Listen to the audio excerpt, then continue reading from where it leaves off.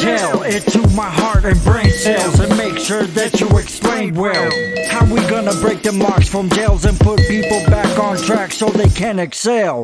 On the street them need freedom, so we feed them with wisdom, cause wise cuts down weeds and exposes the darkness so that evil is revealed. And when evil get revealed, that's when people get healed.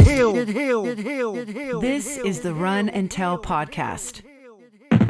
Each one united, come on, don't fight it. You heard it here first, now run and tell of the righteous riot. Each one united, come on, don't fight it. You heard it here first, now run and tell of the righteous riot.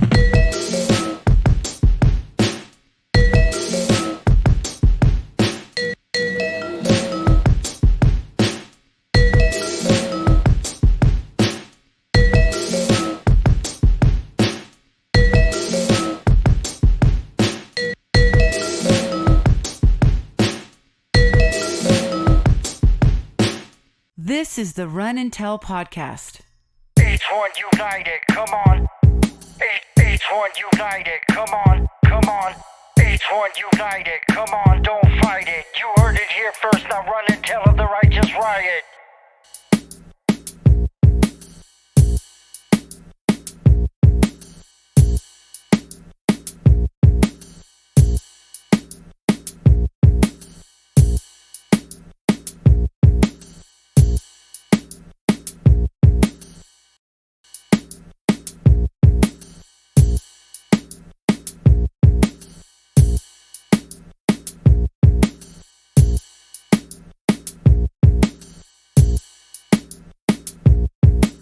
When you say having an impactful, fruitful, devoted life to God, I thought I've had that for 21 years, up until 21, and I realized that I didn't. I knew couple verses off the top of my head, and I knew how to quote unquote minister to someone. And I remember driving, the Lord just pressing on my heart, you need a relationship with me, and I have a plan and a purpose for your life. And I'm thinking, well, isn't that what I've been having my whole life, this relationship with you? And I remember at 21 just driving home, and I remember pulling over because it was just the Lord's presence so heavily upon my heart. And I remember thinking, I don't even have a crazy testimony, but just the fact that I wasn't walking with the Lord, I said, if I die tonight, I'm going to hell. Each one united, come on, don't fight it. You heard it here first, now run and tell of the Grace and peace, y'all. You're watching Run and Tell. This is a show where we highlight the goodness of God in everyday people's lives. And I'm excited about today because we're going to talk about a few different topics that we haven't yet discussed on this show. Now, a little bit about Cris. When I first met Cris, I was asked to participate in a prison outreach, or so it might have been a youth authority. Juvenile detention center. It was a juvenile detention center before they started closing them all up. Yeah. But it was with Chris's new Bible study at the moment. You guys were just the Bible study at that time. And then we didn't see each other for years. We just parted ways. We were happy to meet each other in the Lord and stuff. And then I ran into you guys at a baptism at Corona Del Mar. So you guys are doing a baptism. I think you guys by then were probably a church. Yeah. So from an outside perspective, I was able to see how God was growing your guys' church. Yeah. But here's where it gets pretty cool. Okay. So after that, then another couple years goes by, and the Lord calls my wife and I to help out a work out in Covina. There was a church there that needed assistance for a season. And so we went out there to help out. And it turns out that Chris's family just started attending that church also, and we were able to get reconnected again that way. I think that's kind of beautiful how the Lord does that. For whatever reason, he starts friendships like that, so that I think there can be bountiful fellowship. So welcome to the show, Cris. Oh man, thank you for having me. Yeah. Man, it's awesome to be here. And like you said, man, it's cool and it's crazy how we met each other there at the prison outreach that we did with the youth, and then later saw us do church baptisms, and at that time, the juvenile detention center, we were just a Bible study that my brother started, who's the pastor now of our church. I love it when people step out in faith and be obedient to what the Lord is leading. And and I have had the privilege of being able to fellowship with your guys' church. I attended your guys' last year's men's retreat, and I had such a blessed time, man. Just with your guys' brotherhood there. And so it's a legit work that the Lord's doing. So we'll get to that in a little bit, but I want to know, bro, about that moment in your life where the Lord established a meaningful and a fruitful relationship with you in your life. Well, I mean, that actually took place not too long ago. I'm 26 now. I think that happened around late 20 or at 21 years old. But what's interesting is that I was born and raised in the church. So when you say having an impactful, fruitful, devoted life to God, I thought I've had that for 21 years, up until 21, and I realized that I didn't. I was born and raised in the church. My parents were serving, have always served in the church in leadership, different areas. They were going to the same church for 30 years until they recently the Lord moved them to where you met them, at the church that you and your wife, were helping out at. But even there, growing up young, serving in the English and Spanish ministry there, and multiple services and doing youth events and growing up. But it wasn't not until 21 that I made a conscious decision. I did make one at 12 or 13 where I said, I'm going to follow the Lord. And as I was growing up, I believed what I was being taught from the pulpit, but I never read it for myself. I always hated reading growing up. I hated reading in English, hated reading in history, hated reading in school. I didn't like school, period, at least not the academic side of it. But I like hanging out and friends. But I've always hated reading, and I didn't like reading the Bible specifically because I didn't understand it. So I never read it. I believed what I heard from pulpits, and I read it while I sat there. I had a Bible. I read it while I sat in church, and I believed what I heard from the pulpit, from the pastor, because I saw it in the Bible, and I believed the Bible to be true. But I wasn't living it. I wasn't learning it for myself. And although I believed it to be true, I didn't know why I did. I didn't know the why aspect of it. So there was never really a relationship. Although, if you would have asked me at that time, I would have thought I had one. I would have thought I was serving the Lord, at least doing the mechanics side of it, right? Knowing how to put ministry together and events together, and knowing how to usher, and knowing how to share maybe a devotional growing up, because you grow up in that. So the do's and the don'ts and how to greet and the verbiage and all of that, right? So I thought that this was a relationship with God.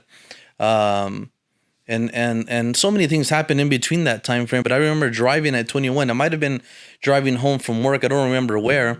But during that week of me driving, it was probably in my late 20s or at 21, where we're just living this lukewarm life. And I was going to church at that time. At that time, I was going to Calvary Chapel, Golden Springs, and I'm hearing the word from the pulpit. And I would open up my Bible and then get back in my car, close the Bible, put it on my shelf when I get home, and don't touch it until next Wednesday or Sunday. And that's what I did for my whole life. Never really opened it. I knew a couple verses off the top of my head, and I knew how to quote unquote minister to someone, right? But I didn't have a relationship with God. And at 2021, I knew that I didn't. I knew that I was going to church Wednesday and Sunday, but throughout the week, I didn't have a relationship with Him, and I was kind of just doing my own thing. And I remember driving, the Lord just pressing on my heart, you need a relationship with me, and I have a plan and a purpose for your life. And I'm thinking, well, isn't that what I've been having my whole life, this relationship with you? And I remember at 21, just driving home, and I remember pulling over because it was just the Lord's presence so heavily upon my heart. And I remember thinking, I don't even have a crazy testimony, but just the fact that I wasn't walking with the Lord, I said, if I die tonight, I'm going to hell.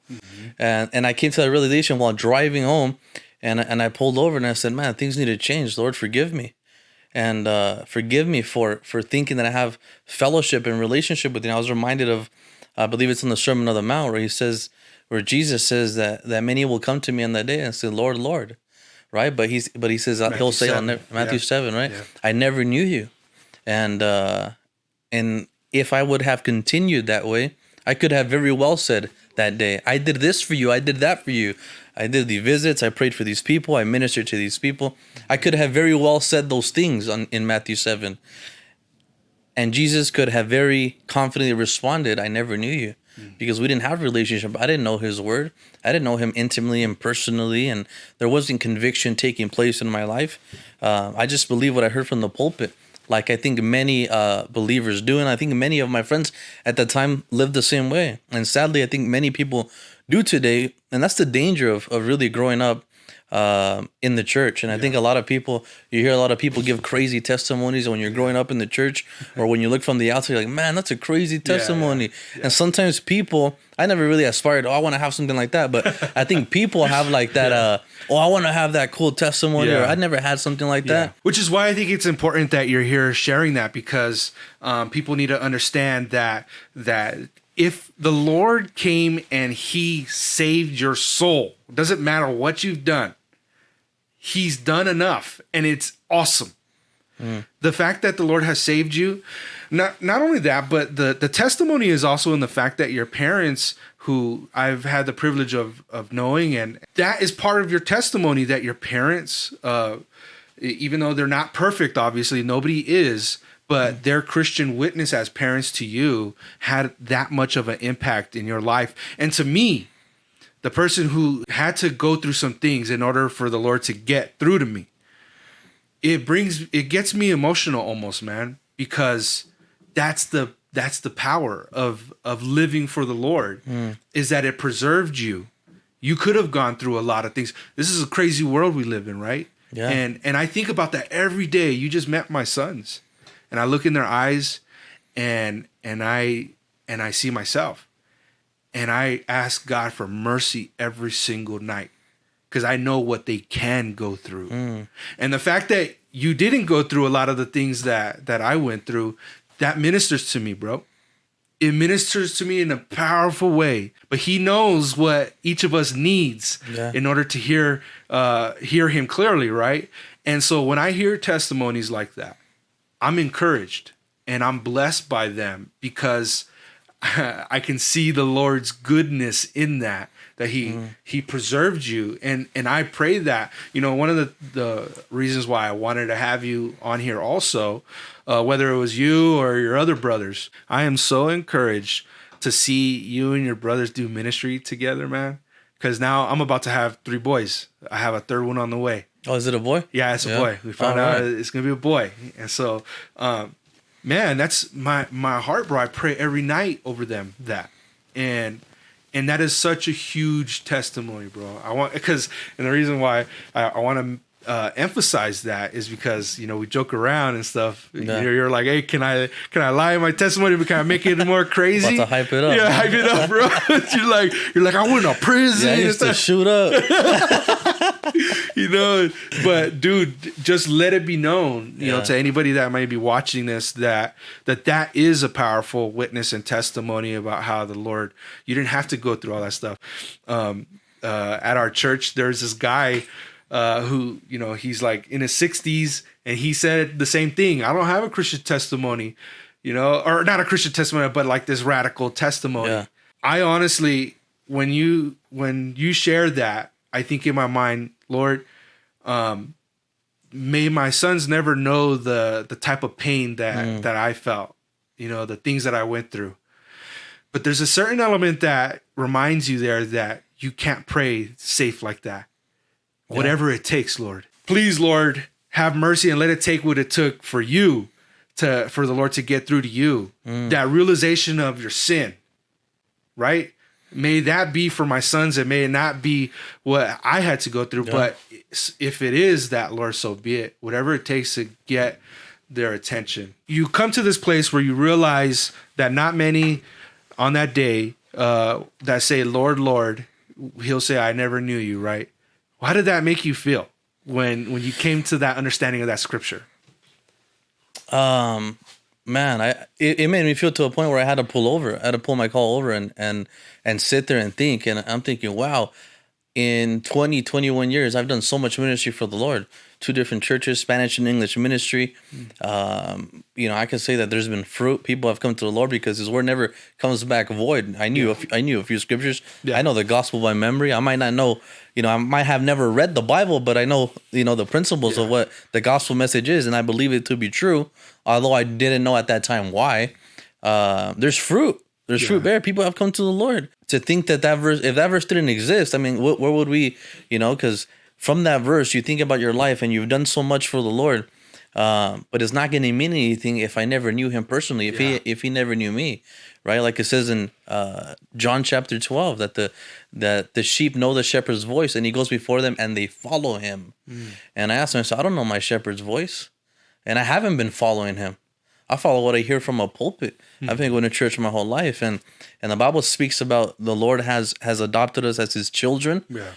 But he doesn't have any grandchildren or nieces or nephews or any of that, right? Yeah. He's adopted my parents as his children. That doesn't make me his child, right? It doesn't adopt me into the family. I need to become a child of him myself. Mm-hmm. And what's interesting is that I've always hated reading with the passion. I never liked it, and I didn't like reading the Bible because I didn't understand it one bit. Mm-hmm. But I remember sitting there in my car before I took off again, and I remember saying, Lord, the only way to have a relationship with you is to getting to know you, and that's by reading your word, right? Faith comes by hearing, and by the hearing of your word. And I can't really listen to audiobooks or I'll zone out. So I said that's not going to work out for me. and I don't like reading. So the only realistic thing that needs to happen here, God, is you need to give me a desire to read, and you need to reveal your word to me. And I know somewhere in there, I don't know where, because I don't read it, I've heard it say that you will reveal your word to us, that your Holy Spirit will do it. And I believe that to be true. I don't know you, God, personally, intimately. I don't know you very well. I know you from what I've heard. But I know that the Bible says it, and I believe it to be true. So starting tonight, God, I'm going to start in the book of John. And I want you to speak to my heart. Your word says you're going to reveal it. And it was funny because that week I went maybe 4 or 5 days, a chapter a night, forcing myself to read. And I would literally read in 10 minutes, rush through it just to say I read it. And I would pray, God, reveal your word to me and open up his word. And I'll start reading chapter 1, knock it out, go to sleep.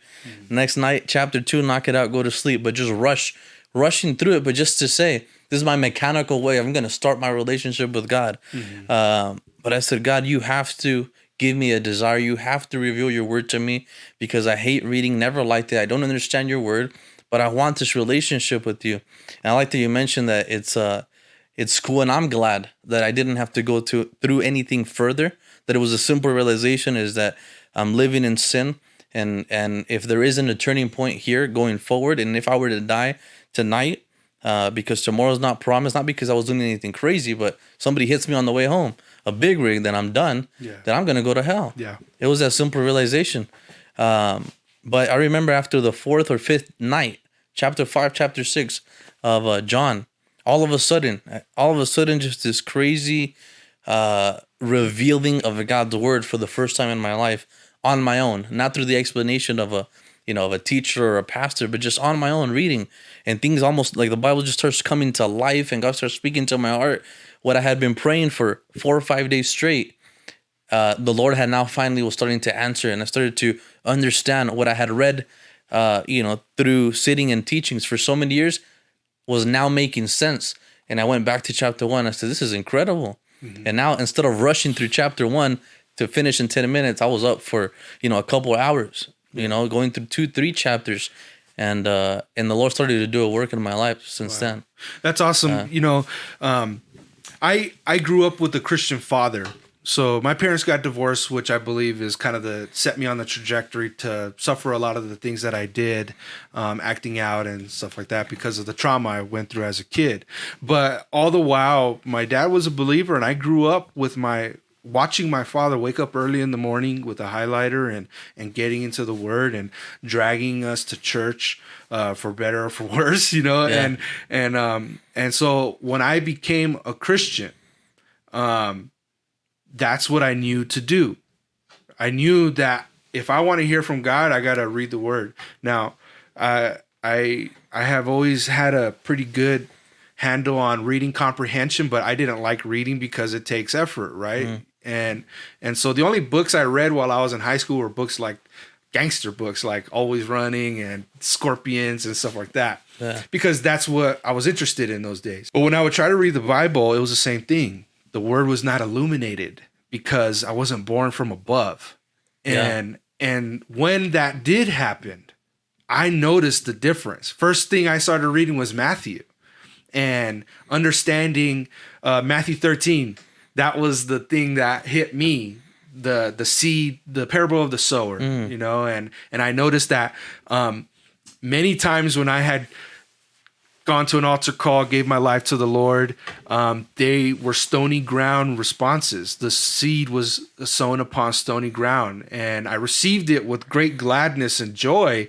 But when harsh times, whether it was peer pressure, whether it was a temptation or whatever, when those harsh times came, because that's how Jesus interprets how the seed that was sown upon stony ground, how it withered away when the harsh weather came. He interprets that to mean when harsh times comes. Right? Perilous times comes, the faith withers away. Yeah. That was me every time, so much so that I had a stack, like 8 New Believer Bibles from Greg Laurie's church, which the Lord used later on down the road when I had a genuine conversion, and I was able to use those to evangelize and stuff. But one thing I was going to say is, when you're talking, you know, I think there's 2 people that you're really speaking to right now. And one of them is the person that has been brought up in church, right? But the other person is also the person that thinks they're good. I'm cool. I'm not out there doing all kinds of crazy stuff, right? Here's the thing. For the first person, you cannot be a Christian by association, right? When I went to ministry school, there was I was put in charge of this certain ministry for this big event. It was a youth convention. About 10,000 youth gather, and they have like a retreat in San Diego. And I was in charge of security.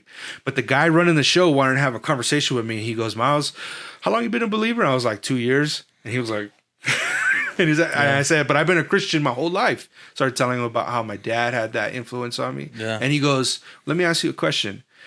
Is it your faith or is it your father's faith?" And I had to really consider that question. And I think a lot of people in that first category need to consider that. Yeah. You know? And then in the second, a lot of people need to understand there is no difference between you and I. Sin is sin. And any person who thinks otherwise is sadly mistaken about their understanding of sin. When I was in college, there was a professor who I got in a debate with about the faith in the middle of his philosophy class. Oh, wow. Yeah. And I was winning the debate until he started steamrolling me, didn't let me talk. And so when he dismissed the class, I said, "Hey, man, you know you steamrolled me. You know that wasn't right." And he goes, "Yeah, but it's my class." He goes, "You were winning, but this is my class." And then I said, "All right, man, love you." And I started walking out. And he goes, "Let me just tell you one more thing, Miles." And I said, "What's up?"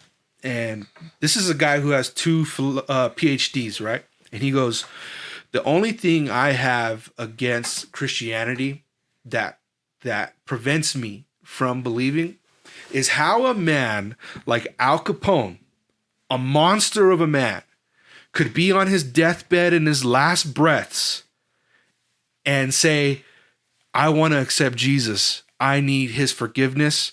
And then he gets to go to heaven after a lifetime of crime and sin, how he can, in his last breath, right at the last moment, be forgiven."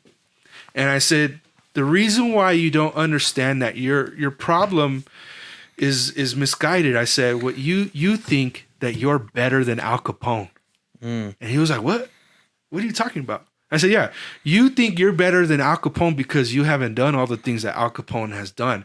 But that's where you're wrong. Sin is sin. All have fallen short of the glory of God. We all need his forgiveness." And so the cool thing, here's a little praise report. After that, the dude was in church the next Sunday. Oh, wow. I don't know where he's at now. It's been years since I've been in school, but I think that is a good example of how people think like, hey, because I haven't done this magnitude of sinning in my life, I'm cool. I should be all right? But no, we're all in a deficit. We're all spiritually bankrupt, and we need his grace and his mercy. So why don't you tell me about this work that you guys are doing? What city are you guys in? What's the name of your church? Tell me about what the Lord is doing now. Yeah, we're in the city of Rosemead, California, a few minutes from East LA, 5-10 minutes from East LA. And we've been a church there now for 4 years.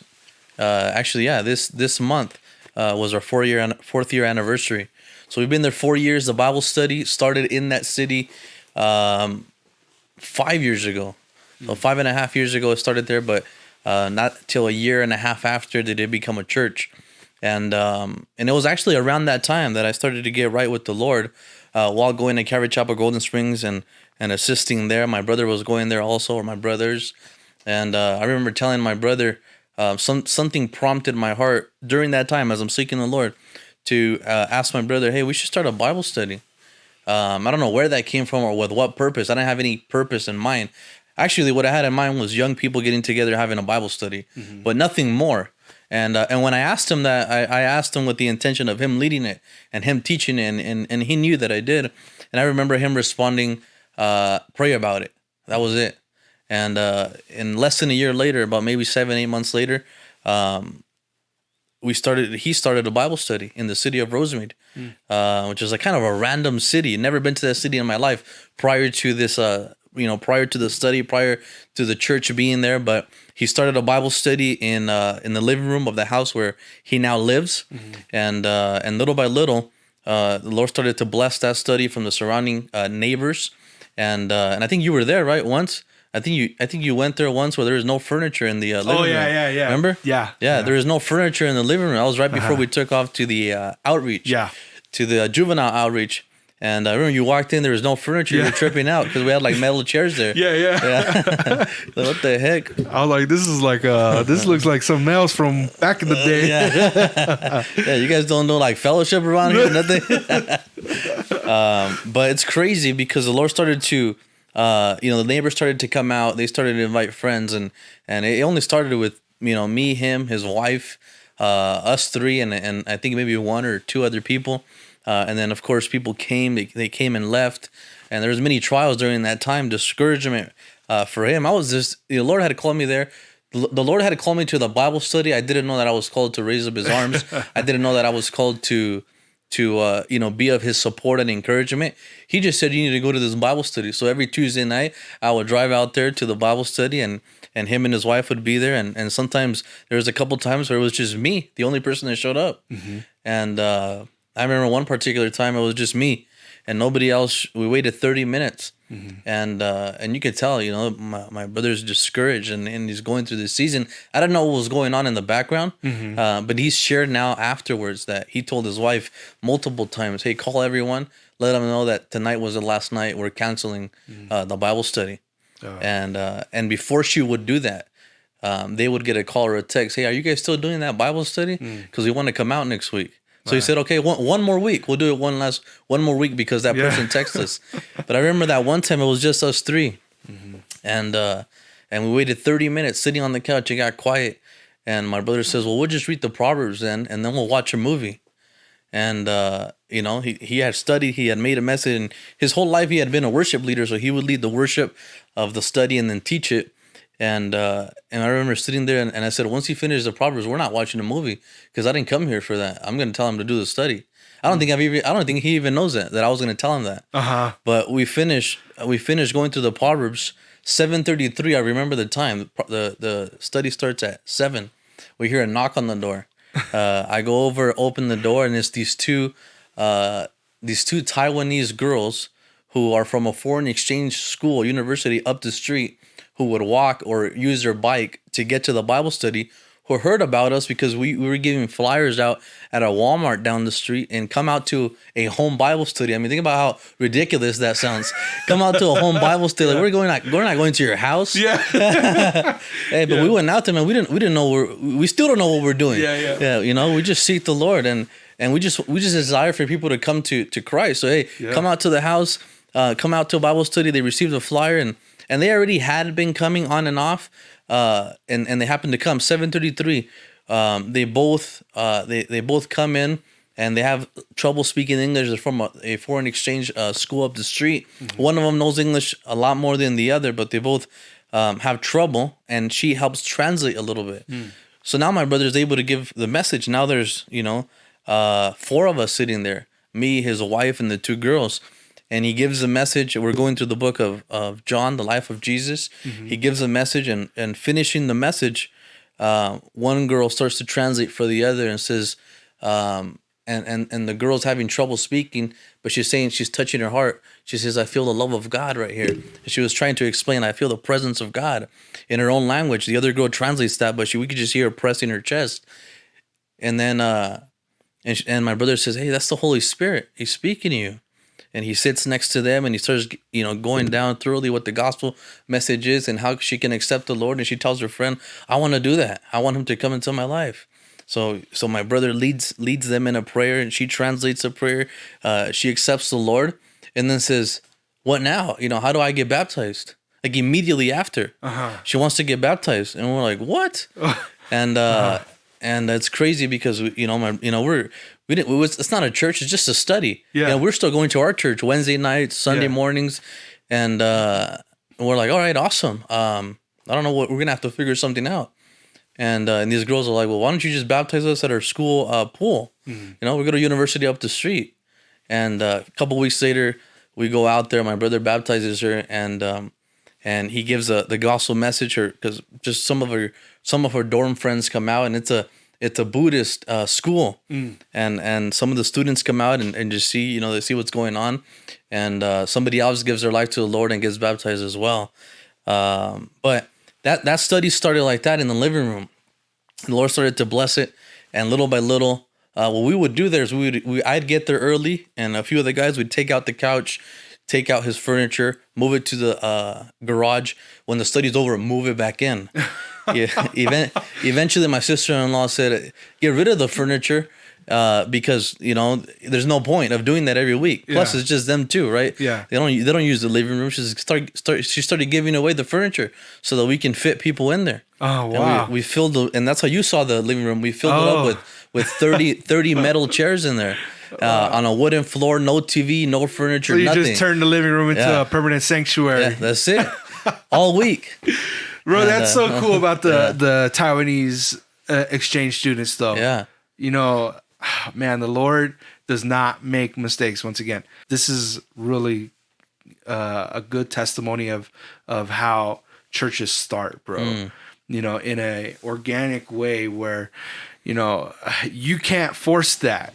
Yeah, you can't. You can't force it. There's a lot of people that have figured out how, social media algorithms work and stuff, and paying the sponsorships of, posts and ads on social media to get people's attention. But despite all the efforts there, even handing out flyers, the Lord's going to bring who he wants to bring. And if he wants to start a church there, he's going to start a church there, and he has to remind us that. Yeah. Even if it feels like, in those moments where it's like, why am I doing this? And then the Lord at the last minute says, this is why you're doing it. So, man, that's awesome, bro, to hear that's the start of it, man. Sounds real healthy to me. So what's going on right now?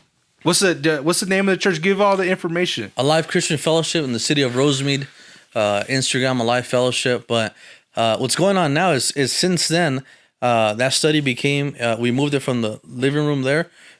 We said, hey, my brother now started to get the vision. Maybe it was always in his heart, but the vision to just reach the city. And it wasn't so much that he was thinking he's going to start a church, but people in the city are coming to Christ, and he's just thinking this is awesome. But he's not thinking this is a church or it's going to be one. And we said, what's a better way to outreach the city than inviting them to our house? People are not really too comfortable with that. Let's move it to a room in the community center.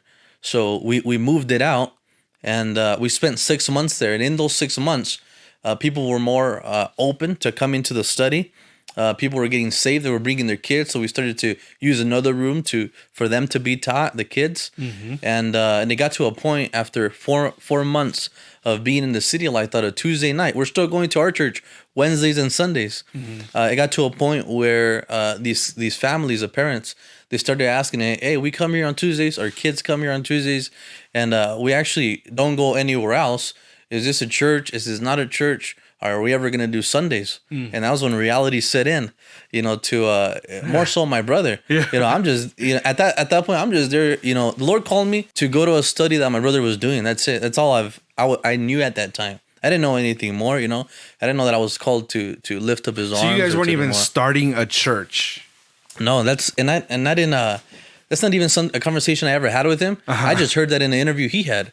That he just thought like at that season in the ministry, he was thinking, man, this is great. People can get saved here, and then we'll just send them to close by churches. Yeah. You know, to churches that we know of. Yeah. Calvary chapels or whatever, right? Yeah.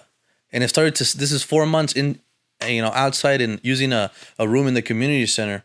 And then from the 4th month to the 6th month, he's really contemplating stepping out, and he was sitting. We were both going to Golden Springs. He was sitting under the leadership there of Pastor Raw Ruiz and the other pastors, and Pastor Raw and his assistant Dale, and they're really pouring into all the the leadership there, and they're all about equipping you and sending you out. So. He would hear, things like, you don't want to look back a year, 2 years from now and think, what could have the Lord done if I was obedient to step out? And that's just pressing on his heart. He would come out of those meetings and share that with me and share that with some of the other people that were going to the study. He says, man, this is what I keep hearing. And, he's anxious to be of the Lord, but in our flesh, we're like, well, what if I step out and I fail? And what are people going to think? And what are people going to say? And I remember at the 5th month mark of being out in the city, 5 months out, I was serving at Golden Springs, I think in the youth and the ushers ministry. And I remember after service coming out and telling my brother, hey, I just stepped down from ministry. He said, why? He said, because I want to let you know that I'm ready for when you are to step out. He said, who told you to do that? I never said we're stepping out. He said, well, I'm letting you know right now that I am whenever you are. And I just stepped down from ministry. A week later, the Sunday after, he gets a call while at church from somebody who was going to a different church but coming to our Bible study, and she was heavily serving at a different church, and he gets a call and he says, hey, this other girl from our study, she just stepped down from serving at her church. So who told her to do that? Nobody's saying we're stepping out or start preparing your hearts. Yeah. And it was just the Lord started to do that. People who had a heart for this fellowship and this Bible study. So at the 6-month mark, right after Easter, the Sunday after Easter service of I believe 2014, we stepped out into the city completely Sundays, and we kept it on Tuesdays or midweek at that time. So we moved from that community center where we were to a different one on Sundays. We would set up, tear down, and then we would Tuesday was back at his house. It was back at his house. So we started doing that for a year and a half, and it's cool. Like I like that you mentioned that it's so organic. It's so of God. You cannot. You hear about these stories from pastors we look up to, right? And pioneers of different churches, and you think, man, that's so awesome. That's crazy. You think about the Jesus People movement, all the churches that started at the time in homes and in studios, and you just imagine it. And I remember going through that season and still going through it now. And I'm like, wow, we're living a new Jesus People movement, and there's young people coming to the Lord, and that's actually. We're in his backyard. I didn't mention this, but we're in his backyard having a Bible study on a Tuesday evening, the Tuesday before we stepped out into the city, and we're looking at her. He's looking at the people that are coming out at that time, and you have people who are banging in the street, people who were addicted to just smoking weed all day. We have a guy coming out who got shot in the neck, bullet came out through his back, and we're just looking at these crazy stories, right? Crazy stories of God's redemptive power on their life. And my brother's thinking, well, if we're gonna move into the community, we have to have some type of name. We can't just say Bible study. And we were going through Ephesians at the time. He runs down through Ephesians chapter 2, verse 1. You he made alive who were dead in trespasses and sins. And he's looking at a Bible study full of people who are in his backyard, have come to the knowledge of God, who are no longer addicted to these things, who God has rescued, restored. And he's thinking, wow, you he made alive. And that's where a live Christian fellowship comes from. Gotcha. Those who were dead in trespasses and sins. But we're at going back to what you said, the organic part of it.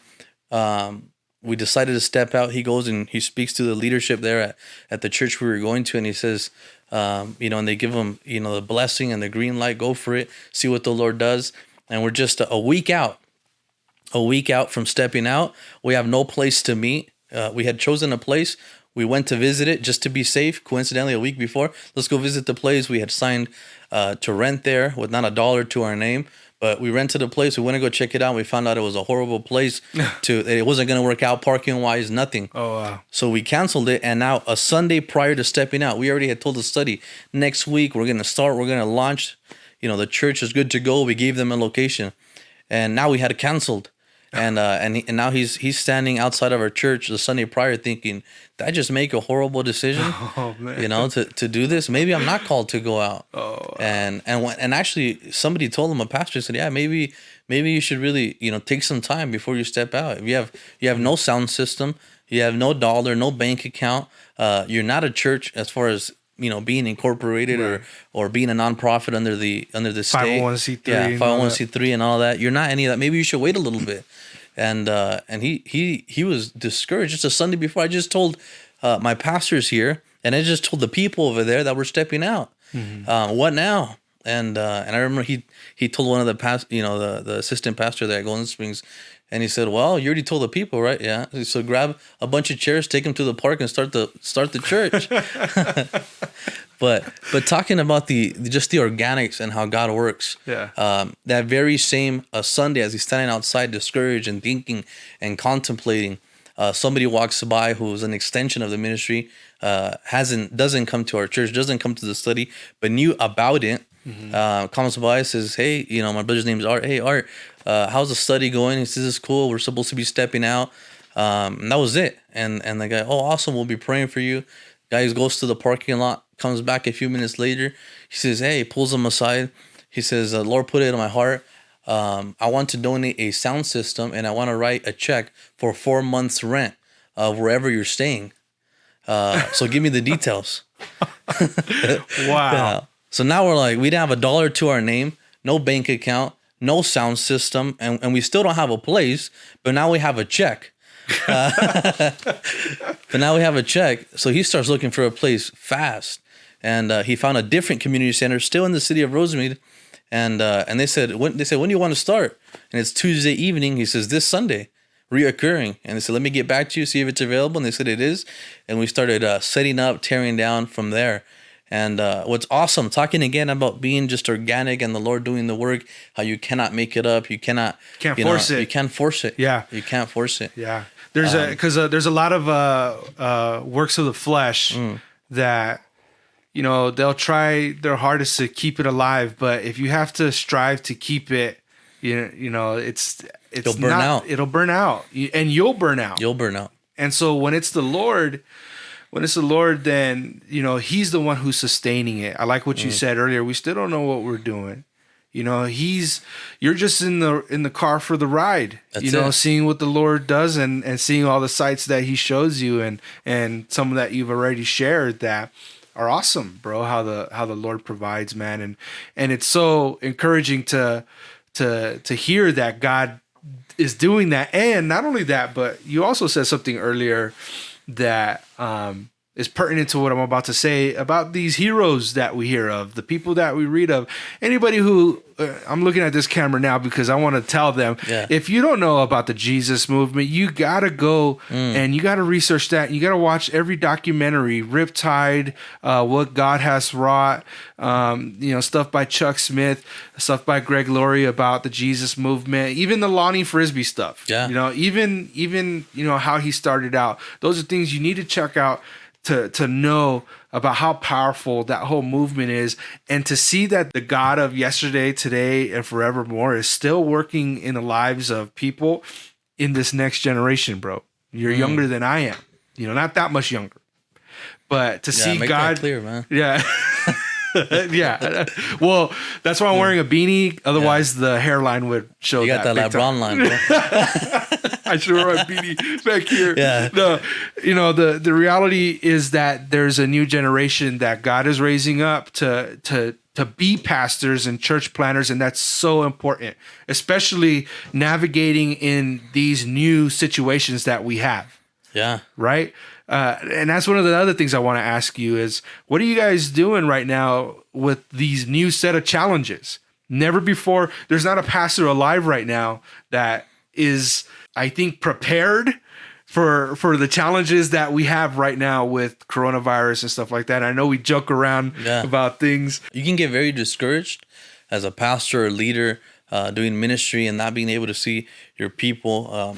From my brother who's a pastor, and for me who just helps under shepherd them and whatnot. But I'm reminded of a Chuckism, or one of the sayings that Chuck used to say. Yeah. Blessed are the flexible, for they shall not be broken. Yeah. And I think this is what this teaches you, because you can say that, you can believe in that, and you can be flexible within the ministry, within the realms of your four walls, and thinking, well, I'm being flexible. No, but something like this actually teaches you how flexible you need to be. And the Lord really starts to stretch you. I find myself now going to church 4 or 5 times a week because we're trying to do all this media stuff. Yeah. I'm going to church now more than I was when we had services and ministries going on, because now we're all learning. And unlike you, bro, we don't know anything about media and recording. And we have one of the guys. He's awesome. The Lord's been using him and stretching him and equipping him with all this stuff. But we're all going back home and Googling and researching and making Best Buy trips. And I'll see you guys tomorrow at church. Let's try it out. Yeah. And we'll go back out and for the sake and with the heart of the people, that you're doing it for the people. Yeah. You're doing something for the kids. You're doing something for the youth. I just met with the youth last night through a Zoom, and just a blessed time. 2 hours of them sharing their heart and asking questions, and then you're doing it for the flock whom God loves so much. And so you don't mind doing the drive, and the Lord starts to burden you with His heart for them, and that's. I mentioned that I didn't know why I was going to the study. I just knew God had called me to go there. And fast forward 4 or 5 years later, now I help under shepherd the people and support and lift up my brother's arms in the ministry, and here and there I've given an opportunity to teach.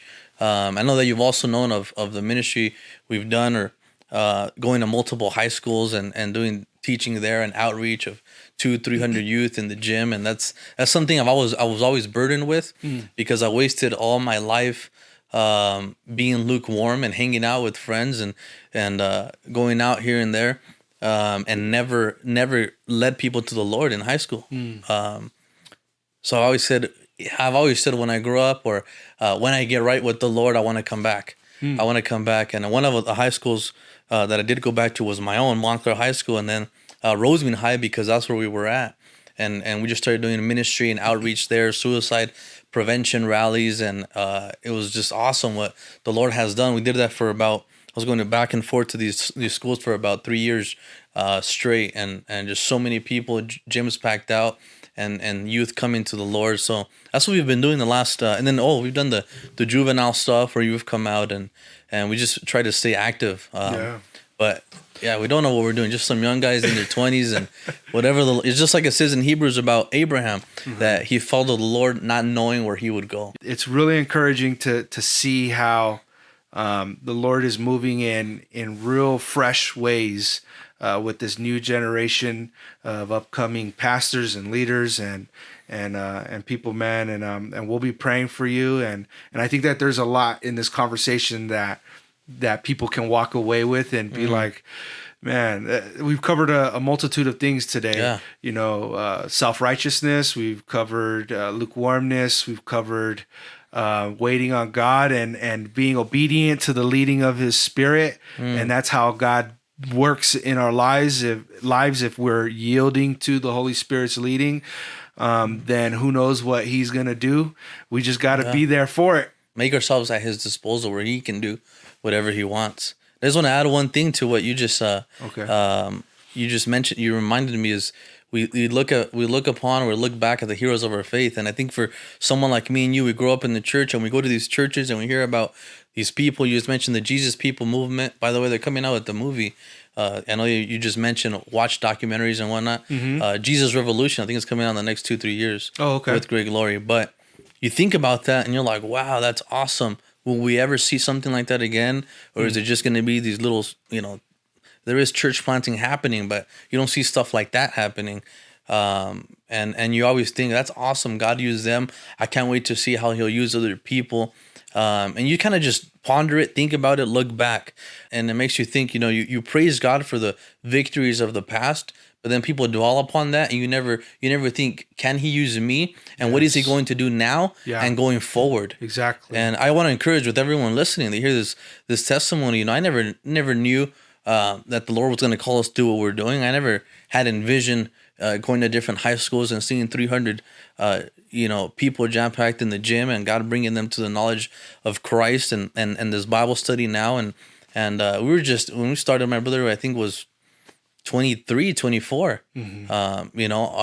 not ordained, but already pastoring people. And I'm 3 years younger than him. And we have grown people coming, people that can be our parents and our grandparents, and we're ministering to them and their kids and their kids. Yeah. And we're young enough to be their grandkids, and we're thinking but it's the Lord. Yeah. It's the Lord doing the work. I want to thank you, Cris, for coming out and sharing with us, bro, everything that God has done in your life. Well, not everything, but these very special moments that you're sharing with us, man. I really appreciate you coming out and sharing, man. And God bless you guys. I pray that that the two people that we're really talking to today, that as you are watching this, if you're watching this, that the Lord is pricking your heart to get right with Him, to really have a true, meaningful relationship with Him. We do not want to be pouring out all kinds of effort in making ourselves feel like we are secure with God, because despite our best efforts, we can never be right with God according to our own righteousness. We need the righteousness of Christ to cover us, and that can only come by putting our full faith and trust in Him and Him alone.